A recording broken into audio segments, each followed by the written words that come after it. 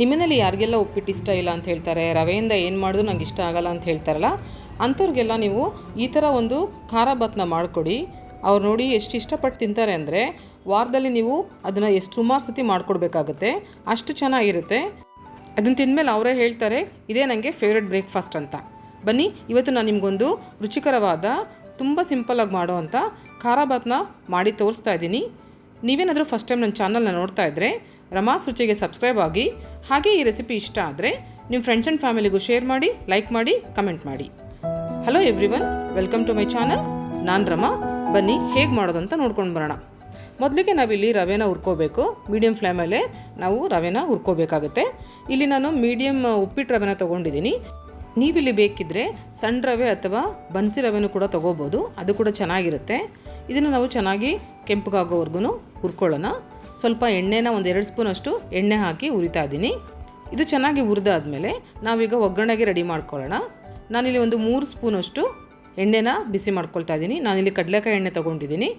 ಎಣ್ಣೆ ಬಿಸಿ ಆದಮೇಲೆ ಒಂದು ಸ್ವಲ್ಪ ಸಾಸಿವೆ, ಸ್ವಲ್ಪ ಜೀರಿಗೆ, ಹಾಗೆ ಸ್ವಲ್ಪ ಕಡಲೆಬೇಳೆ, ಉದ್ದಿನಬೇಳೆನ ಹಾಕ್ತಾಯಿದ್ದೀನಿ. ನೋಡಿ, ಈ ಥರ ಖಾರ ಭಾತ್ನ ನಾವು ಮನೆಯಲ್ಲೇ ಮಾಡಿದ್ರೆ ಹೋಟ್ಲಿಗೆಲ್ಲ ಹೋಗಿ ತಿನ್ನಬೇಕು ಅಂತ ಅನಿಸೋದೇ ಇಲ್ಲ, ಅಷ್ಟು ರುಚಿಯಾಗಿರುತ್ತೆ. ಈಗ ನಾನು 2 ಈರುಳ್ಳಿನ ಸಣ್ಣದಾಗಿ ಹಚ್ಕೊಂಡಿದ್ದೀನಿ, ಅದನ್ನು ಸೇರಿಸ್ತಾ ಇದ್ದೀನಿ. ಇದು ಸ್ವಲ್ಪ ನಾವು ಕೆಂಪಗಾಗೋವರೆಗೂ ಬಾಡಿಸ್ಕೋಬೇಕು. ಈರುಳ್ಳಿ ಸ್ವಲ್ಪ ಬೇಗ ಬಾಡಿಸ್ಕೋಬೇಕು ಅಂದರೆ ಸ್ವಲ್ಪ ಉಪ್ಪನ್ನು ಹಾಕಿದ್ರೆ ಅದು ಬೇಗ ಹೊಂಬಣ್ಣಕ್ಕೆ ಬರುತ್ತೆ. ಇದು ಫ್ರೈ ಆದಮೇಲೆ ನಾನು ತರಕಾರಿನ ಸೇರಿಸ್ತಾ ಇದ್ದೀನಿ. ನಾನಿಲ್ಲಿ ಕ್ಯಾರೆಟು, ಬೀನ್ಸು ಹಾಗೂ ಗೆಡ್ಡೆಕೋಸನ್ನು ತೊಗೊಂಡಿದ್ದೀನಿ. ನೀವು ಮನೇಲಿ ಯಾವ ತರಕಾರಿ ಇರುತ್ತೋ ಆ ತರಕಾರಿನ ನೀವು ಸೇರಿಸ್ಬೋದು. ನಾನು ಲಾಸ್ಟ್ ವಿಡಿಯೋಲ್ಲಿ ಒಂದು ಒಗಟನ್ನು ಕೇಳಿದ್ದೆ, ಒಂದೇ ಹಪ್ಪಳ ಊರಿಗೆಲ್ಲ ಊಟ ಅಂತ. ಅದರ ಉತ್ತರ ಚಂದ್ರ. ಇದನ್ನು ಸ್ವಲ್ಪ ಬಾಡಿಸ್ಕೊಂಡ್ಮೇಲೆ ಒಂದು 2 ನಿಮಿಷ ನಾವು ಇದನ್ನು ಮುಚ್ಚಿಟ್ಬಿಟ್ಟು ಬೇಯಿಸ್ಕೊಳ್ಳೋಣ. ಎಣ್ಣೆಲೇ ಇದು ಕ್ರಂಚಿಯಾಗಿ ಬೆಂದರೆ ಚೆನ್ನಾಗಿರುತ್ತೆ.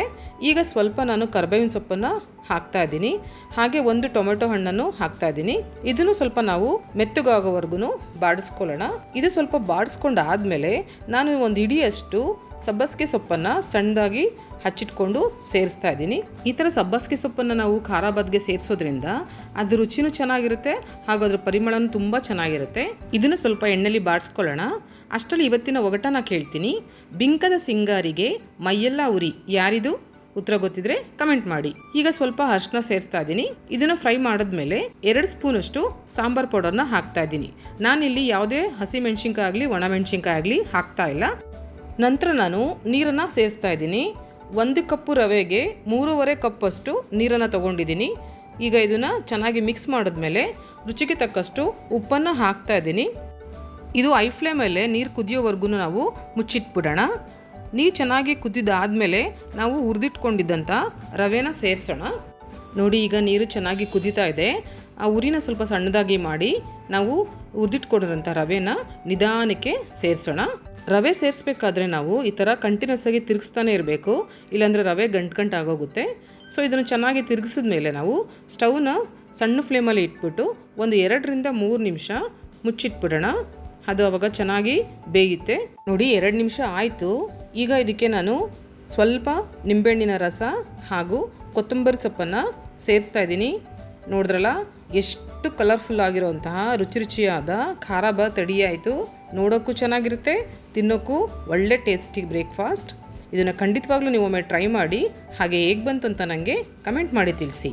ಇನ್ನೂ ಒಳ್ಳೊಳ್ಳೆ ಈಸಿಯಾಗಿ ಇದೇ ಥರ ಸಿಂಪಲ್ಲಾಗಿ ಮಾಡುವಂತಹ ರೆಸಿಪಿಗಳಿಗಾಗಿ ರಮಾಸ್ ರುಚಿಗೆ ಸಬ್ಸ್ಕ್ರೈಬ್ ಆಗಿ.